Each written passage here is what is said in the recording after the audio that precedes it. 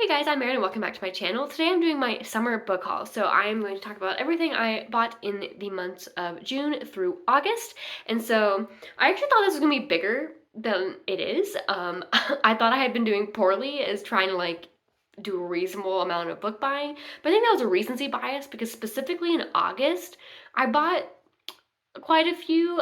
This actually is lower than the last one. So as far as keeping book buying in total to a reasonable number and not just exploding my room, not too bad there. Not as bad as I felt in my heart I had done. So I'm gonna go ahead and start off with ebooks first. I don't usually throw in ebooks to book hauls just because I don't really buy ebooks that often, and usually when I do, they're free ones or 99-cent ones. So they're pretty much just kind of cheap free impulse buys, and very little goes into deciding to purchase them, and I usually know very little about them, so I just don't even have anything to say about them. And because they're free, they just languish on my e-reader for a long time because they're not priority reads or anything like that. So anyways, I usually don't talk about ebooks, but I did have 3 ebooks this month that I had pre-ordered, so these are ones I obviously put thought into and was excited about, so I thought I would throw them into this book haul. So the first ebook I pre-ordered was Stuck With You by Ali Hazelwood, which came out in June. This is one of her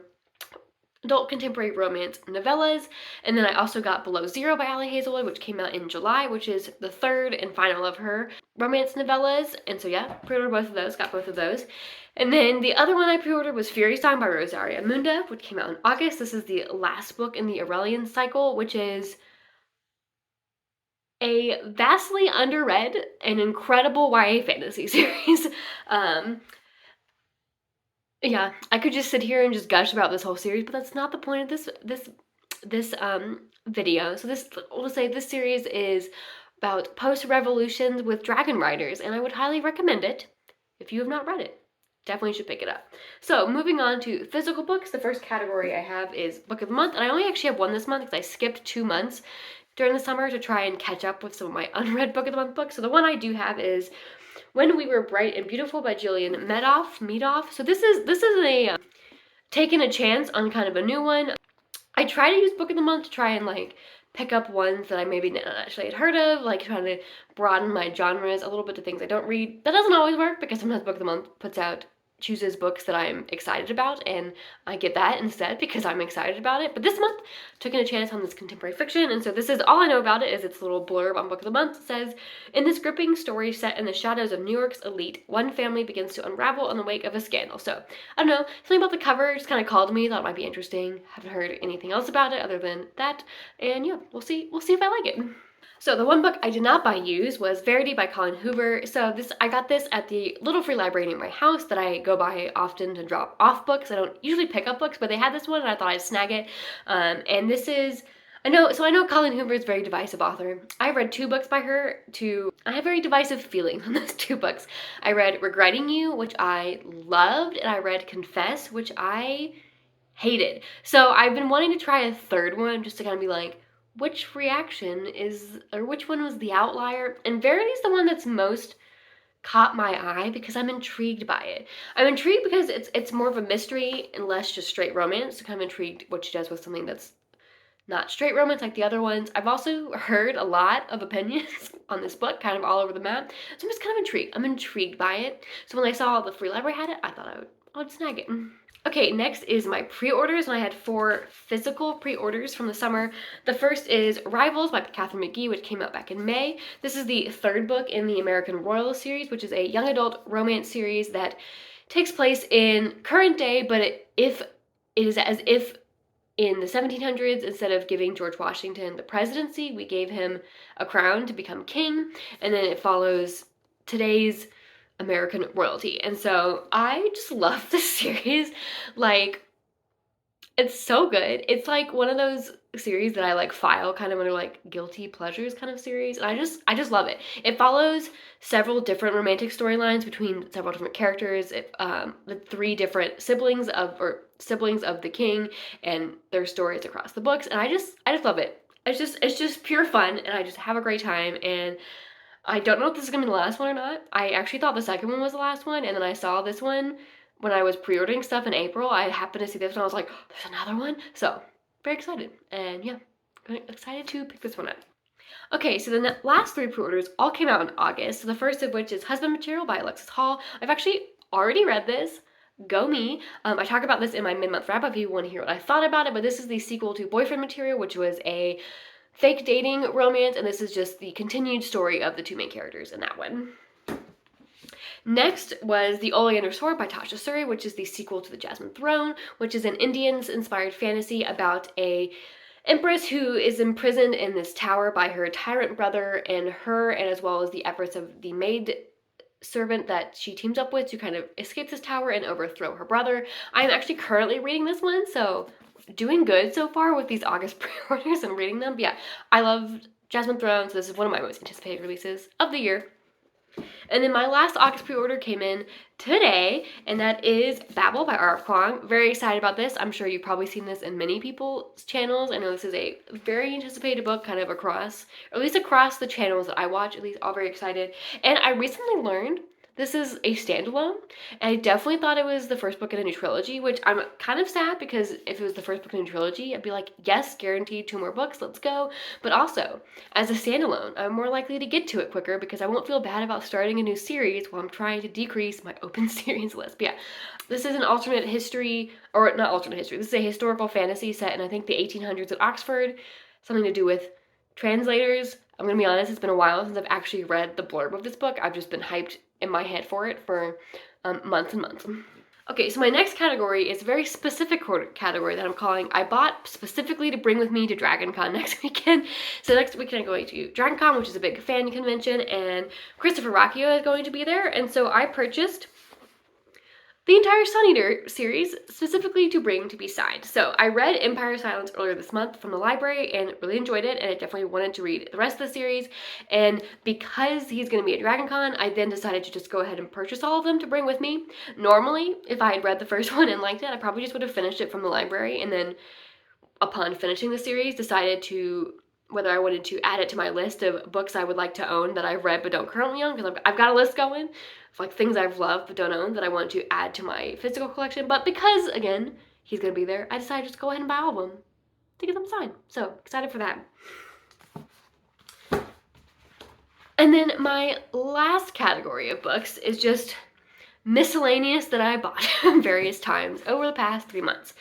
So the first of those is Les Disparus du Clairedelune, by Christelle Dabos. This is the second book in the, I think it's the Mirror Visitor series. I think that's the English name of the series. It is a French young adult series, fantasy series. I read the first book back at the beginning of January 2021, a while ago, and I've just been putting off buying the second one because I just don't feel like ordering it internationally and paying for shipping all the way to get it from France. And so, because I bought the first one while I was in France when I was studying abroad in college. But then in June, I was in Asheville on a weekend vacation, and we went into this little independent bookstore there that was super fun, and we were walking around, and I see a French language bookshelf, which, what? I never see French language books like on shelves in America, like ever, that aren't like textbooks. So I was stunned, very excited, and then I saw they had this whole series, very excited, and I thought about getting books 2 through 4, but I'm not a big buying more than just the next book in a series, with a few exceptions, as you just saw with the Sun Eater series. But I also just wasn't prepared to spend that much money on books that weekend. I had other stuff I wanted to do that weekend, so I just bought the first one. Very excited about it, very excited I found it in French here, and yeah, at some point I will be in the mood to get through a 500-page French book, and I will read it. And so, I should probably say what this series is about. So this series is about this world where the world has fractured into these like floating island, they're not planets, but like kind of planets, I guess. They're like these little floating celestial islands. And so our main character, Ophelia, lives on one of them, and she has the power to be able to read the soul of objects that she touches, and also she can travel through mirrors. And she ends up getting affianced to this guy from this powerful family on a different celestial island, and so she travels there, and the story is mostly just her on this new island, kind of hiding her powers, as well as trying to figure out like what's happening, why did she get engaged to this guy, what's really going on, like figuring out the whole political situation, social situation of this new place she's on, and I have a good time with it, so looking forward to the second one. Next, I got Holy Sister by Mark Lawrence, which is the third and final book in the Book of the Ancestor trilogy. I loved Grey Sister after being kind of good about Red Sister, so I'm very excited for Holy Sister, hoping it is following in the vein of the second one, and I love it just as much. Next, I have Ruby Fever by Ilona Andrews. This is probably my biggest true impulse buy of the stack, because at work today, I was like, you know what? I'm just going to stop on Barnes & Noble on the way home and just buy it. We're just going to do it. And so this is the 6th book in the Hidden Legacy series. I don't know if it's the last book in the Hidden Legacy series. It is the last book in the 2nd trilogy of the Hidden Legacy series, but I think there's going to be a 3rd trilogy, but I'm not sure. But so I read the rest of these books from the library. I don't own any of the rest of the series. But I was in line for this one at the library, and the line was just so long, and I said, I don't want to wait this long to read this book. Like, I don't need to read it. I wasn't like, I must read it on release day, but I want to read it soon enough that I didn't want to wait in that line, so I was like, you know what? I'm just going to buy it. I decided when I reread the first 5 earlier this month and the end of last month that I wanted to own the series, and so I was like, you know what? I might as well just start now. Go buy the 6th one. 1 down, 5 left to acquire. Done. Check. So here we are. We have it. Next, I have The Dead Romantics by Ashley Poston. This is an adult contemporary romance, and I don't know a ton about this. I haven't heard that many people talk about it, but someone was talking about it on Discord one day and how much they loved it and how good it was, and hearing them talk about it just sold me. And so when I saw it as part of a buy one, get one half off, I was like, yeah, let's do it. So what I know about this is it's a ghost romance, and I've heard it's good, and I'm intrigued as how they're going to make that good and not a little creepy. You know, it's the concept initially, I think if I'd heard the concept before hearing the praise, I might have been like, but I heard the praise first, so I'm like, I'm in. I'll buy into it, and we'll see how it goes. Next, and the other half of the buy one get one off sale that I bought with The Dead Romantics is Her Majesty's Royal Coven by Juno Dawson. This is about a coven of witches that works for the crown in England, Her Majesty's Royal Coven. And so I am just really intrigued by this one. This is one that, like, the blurb sounds good. That got me initially interested. But then as I got closer to release date and as it was released and I started to see it in the actual store, something about it just really called to me. It just said, you should buy this. And I don't know what it is about it, because it wasn't like I heard someone's review that just was like, oh dang, that sounds amazing. Something about it just pulled me in and was like, you must purchase this book. So I did. I purchased it. I listened. I purchased it. And then my last book on my book haul is one that's a little out of my norm, because it's an anthology of short stories. Not a huge short story person, but because I do the RF Fantasy Bingo every year and I always have a short story category, I try to stockpile short story anthologies that I come across that do sound good to use for that. So this one is Swordstone Table, which is a collection of retellings of King Arthur, and I first heard about this actually on a romance podcast, on the Fated Mates podcast, because one of the co-hosts of that podcast, Sarah McLean, is one of the contributing authors for this one. She's a historical romance author usually, and so when she said she contributed to this kind of fantasy leaning anthology, I was intrigued. And then I ended up seeing it when I was wandering a bookstore killing time one day, and I was like, you know what? I picked it up, I was looking at it, and here's what pushed me from just being interested to purchasing it, is that on the back I learned one of the stories in this anthology is about baseball. I was sold, done. That's all you needed to say. All you needed to say.